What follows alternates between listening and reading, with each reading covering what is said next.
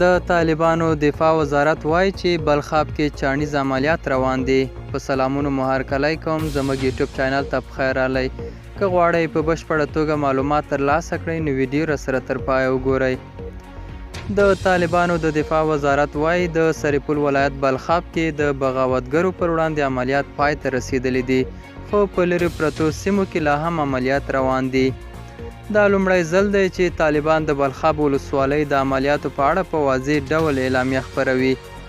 د دفاع وزارت په خبرپاڼه کې راغلي چې بلخاب کې دوی د بغاوتګرو پر وړاندې چاڼیز عملیات وکړل او د شنبې په ګهیځ د مخالفې ډلې د جنګیالیو سیمې ونیولې او عملیات پای ته ورسېدل.